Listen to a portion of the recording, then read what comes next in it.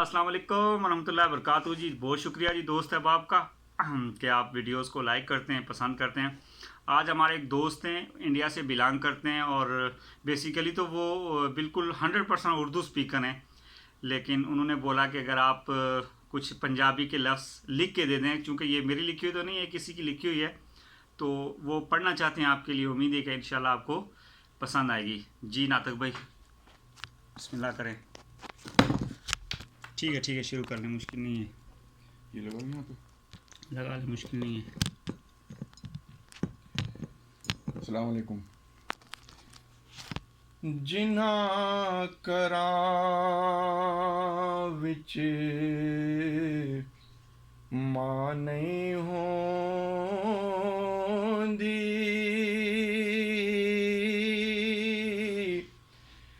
जिन्हां करां विच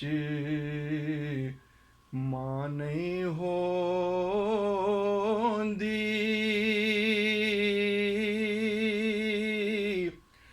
उन्हां दे वेड़े च छां नहीं होंदी। बेशक। उन्हां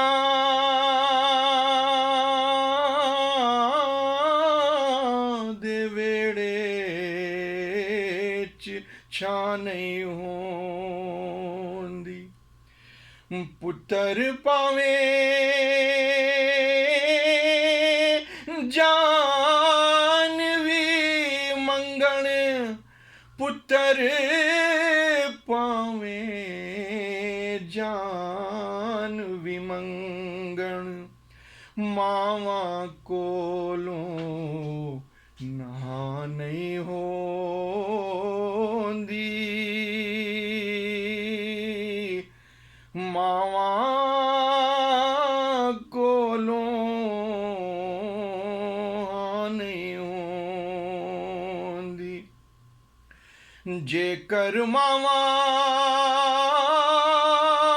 हां ना आखण, जेकर मावां हां ना आखण, रब तरफों भी हां नहीं होंदी।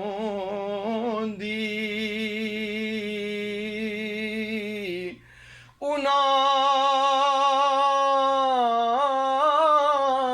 दे वेड़े च छां नहीं होंदी।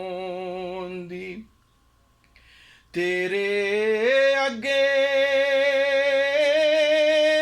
रोलेंदे सां, तेरे अगे रोलेंदे सां, हुण ते नजर उतां नहीं होंदी।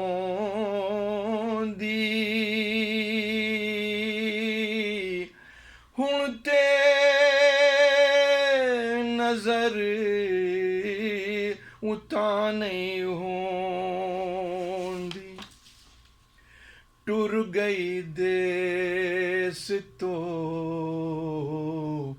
केड़े माए, टुर गई देस तो केड़े माए, सुंजे हो गए वेड़े माए, सुंजे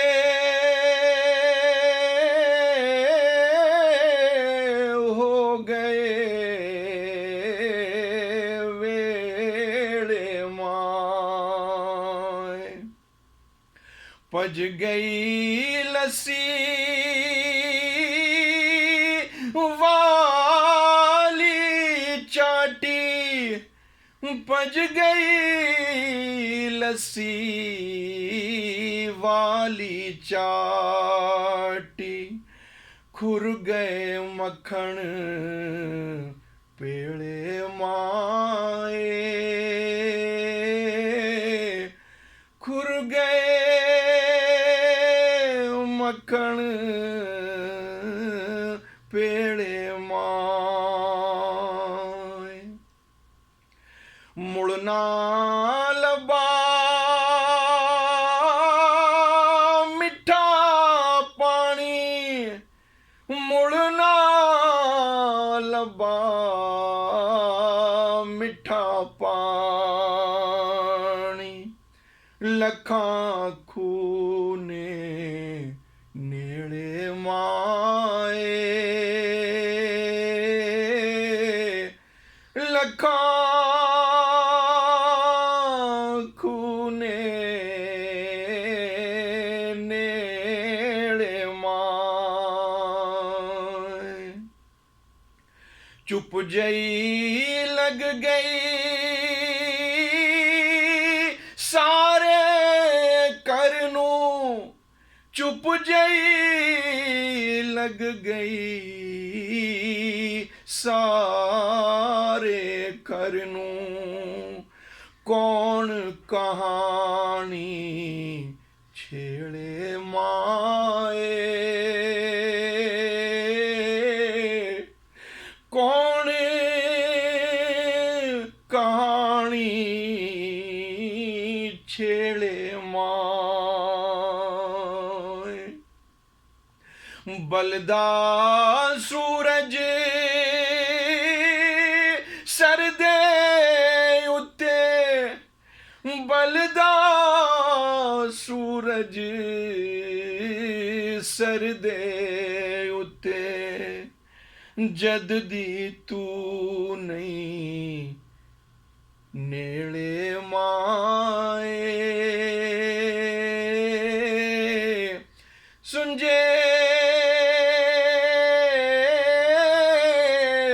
हो गए वेड़े माए किथे ने हुणे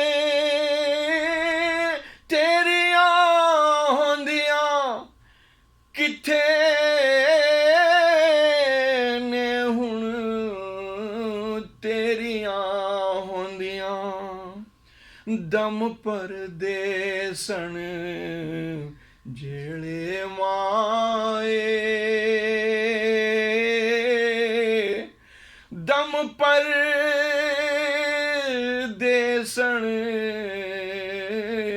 जेड़े माए टुर गई देस तो केड़े माए सुंजे हो गए वेड़े मां जबरदस्त जी, जबरदस्त। अस्सलाम वालेकुम If you want to if you want to say something to my viewers, ये मैंने पहली बार मेरे भाई जो हैं ये बहुत अच्छे दोस्त हैं मेरे साथ में काम करते हैं हम और इन्होंने मुझसे पता नहीं कैसे क्या इनके मुंह से अल्लाह ने लफ्ज़ निकाल दिया। ये मैं तो पंजाबी बोलने का नहीं हूँ, मैं तो उर्दू स्पीकर हूँ भाई, लेकिन ये पहली मर्तबा मैंने ज़िंदगी में इस पंजाबी के लफ्ज़ अपनी अक्कासी में अयां किए हैं। ये शायद आपको अगर पसंद है तो दुआएं दे दीजिएगा प्लीज़, बस दुआओं की दरख्वास्त है बस, और कुछ नहीं। मेरे बड़े अच्छे दोस्त हैं ये अब्बासी साहब, ये बहुत शुक्रिया नियाज़ अब्बासी साहब, ये मेरे बड़े अच्छे दोस्त हैं, ये समझना बहुत ही प्यारे दोस्त हैं। अल्लाह इनको